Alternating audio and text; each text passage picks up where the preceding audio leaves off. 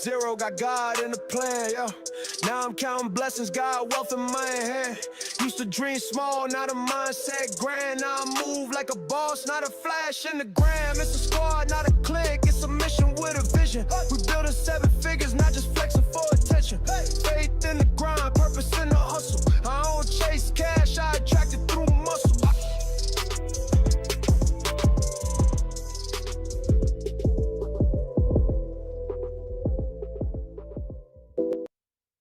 $500,000. That's how much Floyd Mayweather reportedly spends every single day. The New York Stock Exchange is moving operations, possibly here to Texas, to Dallas, Texas. And homeowners are losing their homes, not to foreclosure, but to homeowners insurance premiums they cannot afford.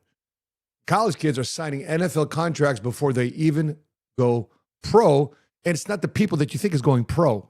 Hint, it's not the athletes. The creator just told me that the Bible inspired some financial conversation, and I've got my own spin on get-rich-quick schemes. They're in the Bible, clearly stated by King Solomon, richest and wisest king who ever lived. I'll be covering that here during Millionaire Response. So I watched 5 viral money takes this week. I've got one of my own OG takes on get-rich-quick. And every single one had something right, and every single one missed something critical. None of them said what I'm about to say, so we're going to break it down here on Tuesday's Millionaire Response episode, starting in 3, 2, 1, let's go.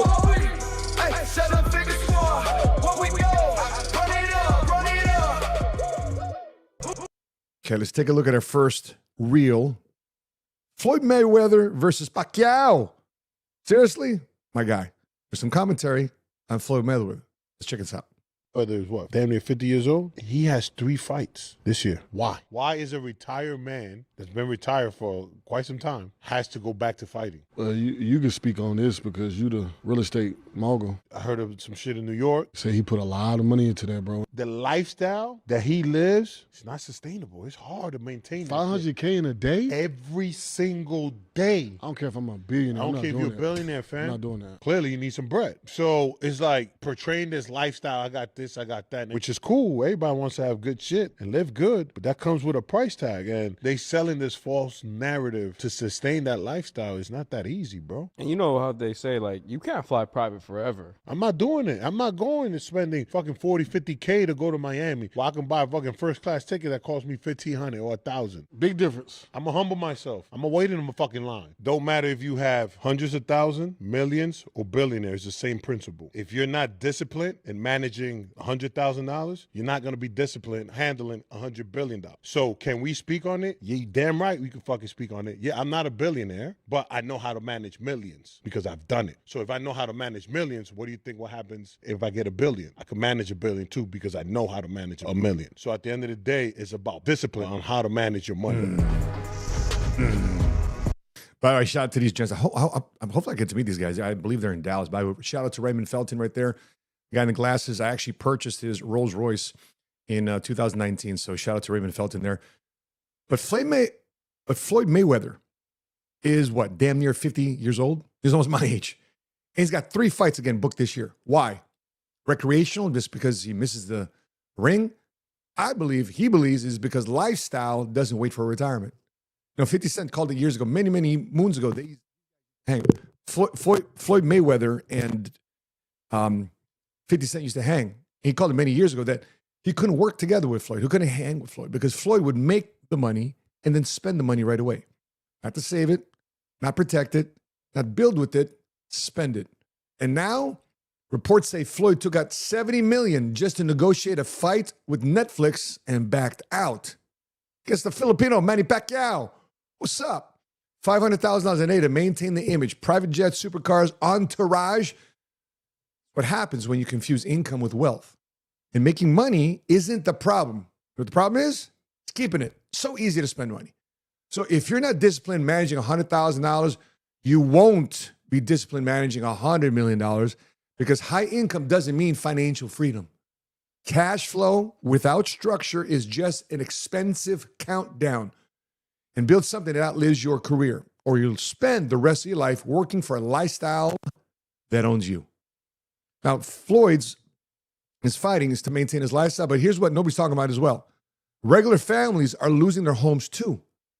Not to bad decisions, but to something far more insidious. Let's take a look at this. Bank of Dallas is out with new research showing how rising homeowners insurance premiums are causing a massive financial strain. Those insurance costs are up a whopping 70% from 2019 to last year. It's leading to more delinquencies and even forcing some homeowners to move. There are usually three components to mortgage payments, and while the principal stays the same, if property taxes or insurance go up, it can change what you owe each month. 12 years ago, insurance only accounted for about 10% of the average mortgage payment. That had gone up to 14% by last year. And rising premiums caused an extra 31,000 delinquencies in 2022. And the study found rising premiums are causing more relocations.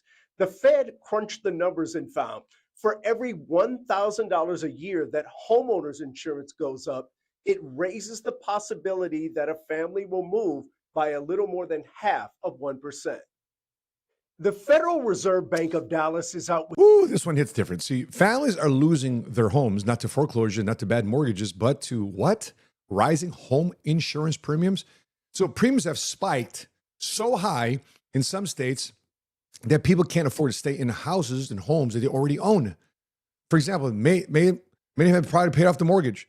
They did everything right, and now they're forced to sell or walk away because they can't maintain a rising either HOA or, in this case, rising homeowners insurance premiums. So this is what we call one of the 5 gotchas I wrote about in my book. Gotcha number 1, which is losses, because everyone talks about making money. Nobody talks about protecting it. And your home equity means nothing if you can't afford to keep the house. Your retirement account means nothing if one crisis wipes it all out.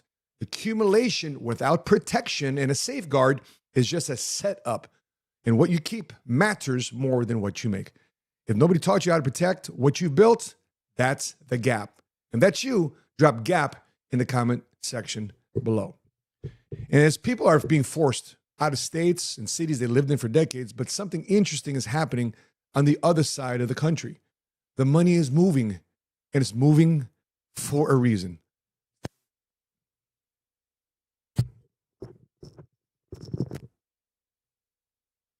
Happen is this part of the country is going to go completely Marxist communist. That's why the New York Stock Exchange is moving to Dallas, Texas right now. Everything in the financial world, which I consult to, we're moving everything down to Texas and Florida. We're done with New York. There will be no entry-level jobs for college students this year when they get out of school. This is going to go Marxist communist. My prediction, 2 years, New York will look like Detroit. Like Detroit. Have you been to Detroit lately? No, I have not, but I have people that have been, and it's very, very rough. Well, Detroit used to be the auto industry. And Motown. And it was a vibrant, thriving city. Anyone could move there and become middle class very quickly, regardless of where you came from. You get a good job, become part of the middle class. Now you go to Detroit, there's nothing. The auto industry got sucked out. Wall Street and finance is being sucked out of New York City right now. All my friends that own hedge funds, they're in Palm Beach. We've left. I'm the 1%, okay? I'm the 85,000 people that pay all the taxes in New York because our income exceeds $1 million. Well, I left. I moved my businesses and my residence to Florida so Mandami can't steal from me. He can't steal from me in Florida. What's going to happen is this. By the way, we talked about this at our last Cigars, Wealth, and Whiskey event. We had Jeff Karcher come on from the Texas Stock Exchange because the New York Stock Exchange is moving operations potentially here to Texas. I mean, they've opened up an office here. So listen, Linda, the little symbol of American finance, the financial capital of the world, it potentially may be leaving New York to Dallas. Why? Taxes. He said this new mayor there is raising taxes, raising regulation, impinging on their freedom. Because money follows opportunity and capital follows control. And right now, Texas is winning. You're seeing it everywhere. Tech companies are moving here. Financial institutions are moving here. Entrepreneurs are moving here. Entertainment and Hollywood is moving here. All migrating to states with less friction. This is about bad policies made by politicians affecting everyone in New York negatively. Matter of fact, we just had one of our folks in our Long Island office come here to Dallas this past Saturday, giving us an insight what's actually going down there in New York from a ground level. See, this is about math. And when people and businesses can keep more of what they earn, they move. And when systems punish productivity, that capital leaves. And here's what this means for you. The states competing with your wealth are the ones that want you to build. But the states pushing you out are the ones that want to control you. My suggestion, follow the freedom. We did when we left Chicago to come here to Dallas. And this is where the future of America is being built. Now, the money's moving. The systems are shifting. But here's the thing. None of this is new. This playbook has been written for thousands of years, and the warnings are clear. And when you're looking at what we're doing here in business, and you're seeing all the conversation people right now, especially online, can I buy this course? Can I do this? Can I do that? You see, the Bible warns you about get rich quick 5 times, at least 5 times. And here they are. Warning number 1. Proverbs chapter 13, verse 11. Wealth from get rich quick schemes quickly disappears. Wealth from hard work grows over time. See, get rich quick vanishes quick. And Solomon said it 3,000 years ago. Warning number 2. Proverbs chapter 21, verse 5. The plans of the diligent lead surely to abundance, but everyone who is hasty comes only to poverty. See, haste equals poverty, but diligence equals abundance. Warning number 3. Proverbs chapter 23, verse 4 through 5. Do not toil to acquire wealth. When your eyes light on it, it's gone, flying like an eagle towards heaven. Chase it too hard, God lets it fly away. Warning number 4, Proverbs chapter 28, verse 20. A person who wants quickness will get into trouble. A person who wants get rich quick will get into trouble, but character pulls time, and time equals reward. Time equals reward. Shortcuts equal trouble. And last warning, Proverbs 11, verse 18. Evil people get rich for the moment, but the reward of the godly will last. Temporary versus generational, that's the real contrast. And Solomon wasn't anti-ambition. He was anti-shortcut. God's method isn't the lottery. It's patient. It's intelligent effort over extended period of time, not by just windfalls, but by handfuls. See, that's stewardship, and that's a blueprint. And guess what? The blueprint exists. Open the Bible. But here's what actually happens when you actually follow it. We stop chasing the system's timeline and start building your own. You see, this gentleman here we'll bring up as we watch this episode is a embodiment of one of my favorite books out there on personal finance called Rich Dad, Poor Dad. Check this out. Every idea that I had growing up, my mom would always say the same thing, which is, may God grant you your heart's desires. I never heard this is a bad idea. Even till today, I'm like, Mom, I want to buy a jet. You know, she's like, may God grant you your heart's desire. It was never, there was no limit, you know, so growing up, that was my privilege. And then my dad, I would be like, hey dad, I came up with this new idea. He would always send me my first $100. My dad retired at 44 from corporate. I retired at 28 and I texted him, I was like, I beat you, you know. Every idea that I had growing up, my mom would always say the same thing, which is, may God grant you your heart's desires. I never heard this is a bad idea. Even till today, I'm like, Mom, I want to buy a jet. You know, she's like, may God grant you your heart's desire. There you go. So listen, he says, my dad worked until 65 chasing a pension. And he built it. He built an agency. But when you look at this, that's the goal.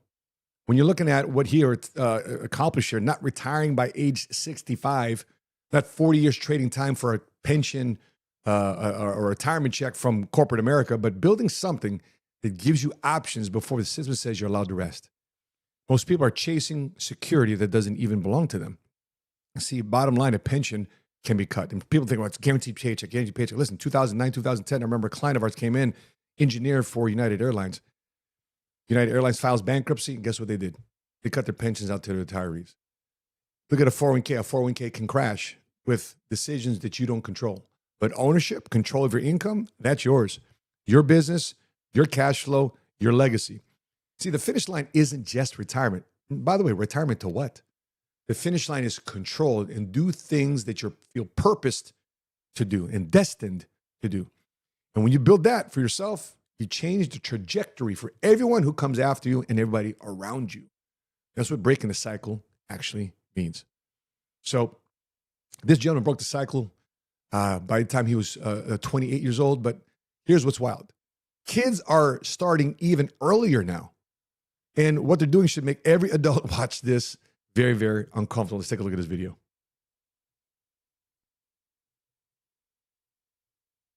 3 hours ago, we were talking to them, and Were you talking to Andrew Luck? we were. Andrew was with us. He was in the room. So the idea is basically this: we partnered with Stanford Football to obtain PFF data from their links, and we have APIs that can pull in data from all the teams that they would play. So you choose a team, and you choose a week in the season that currently is, and it will generate you a scouting report for that team by using what's currently happening throughout the season. So basically what we're doing is we're watching game film for coaches, then we're using a bunch of different AI models to analyze it. A good example we've had is for Notre Dame. When they come out and mug, there's a 95% chance they're going to run a cover one. And we found this out by realizing when their linebackers are within 1 yard of the line of scrimmage, that was an outlier from what you would normally see of the coefficient on the larger random forest model. Yeah. We broke it down to just Notre Dame. That's Very almost cool. a guaranteed touchdown. We just got off the phone with the 49ers about 3 hours. Now, notice these guys aren't college athletes. They're college students, regular guys, general population of the campus. But they just get off the phone or in a boardroom here with San Francisco 49ers. And again, Andrew Luck, former quarterback at Indianapolis Colts, was in the room. Because here's what they built. They partnered with Stanford to access their PFF data. Then they built these AI models that generate scouting reports. And here's the one example. They're looking at the formation.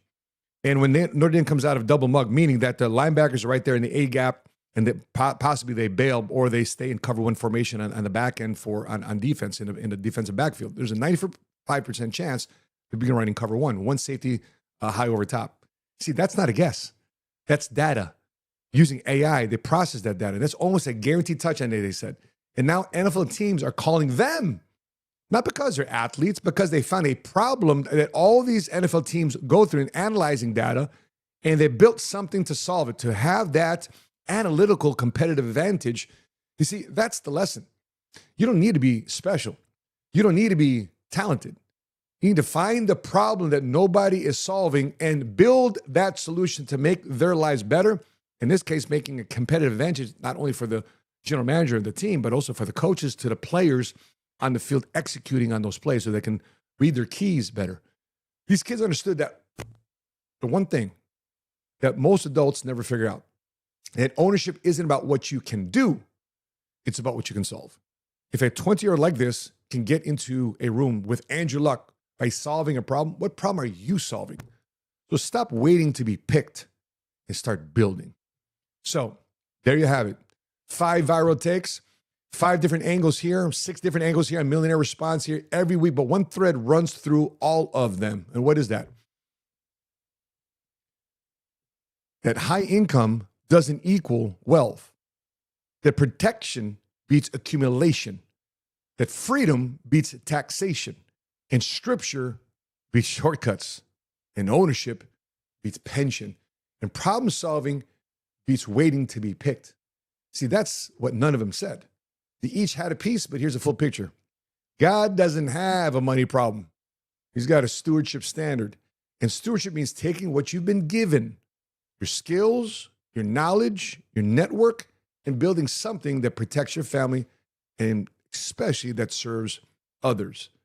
That's the blood of the Money Smart movement. Now, if this episode hit different, here's what I want you to do. Number 1, subscribe and hit notifications when we upload our next episode, because we drop truth every week here on Millionaire Response. Number 2, comment control below if you're done hoping and ready to start building. And 3, if you want access to me, I'm hosting Cigars, Wealth, and Whiskey, our quarterly masterclass and networking event on May 14th. It's a private curated room of real conversation with no fluff, just about men and women who are serious about building something that lasts. It's going to be a much smaller crowd. There's a lot of people ask for us to have a smaller crowd, so seats will be limited. And the link is in the bio, or scan this QR code.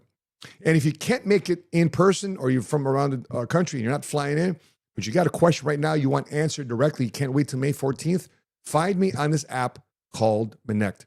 Scan this QR code or hit the link in the description below. I'm on there. You could ask me anything. Look at all the people that have asked me questions and see what the reviews have been with me giving them consultations, either text message or video or FaceTime sessions, which is a guaranteed way for you to hear directly from me to help solve your issues and process whatever it is that you're going through. Again, links for both are in the bio, in the description below, or scan these QR codes that you see here on the screen. Appreciate you watching this week. And don't forget to drop your biggest takeaway in the comment section below. Appreciate you tuning in this week to Millionaire Response here Tuesdays, 2 p.m. Central Standard Time. And until we meet again, continue to live smart, continue to love smart, and be money